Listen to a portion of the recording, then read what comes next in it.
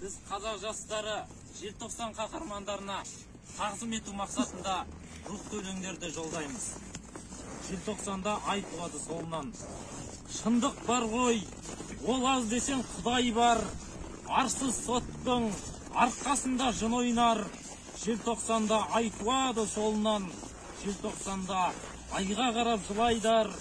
Айға қарап ар жылайды жыласын. Жұмырбасты жұдырықта бұрасың.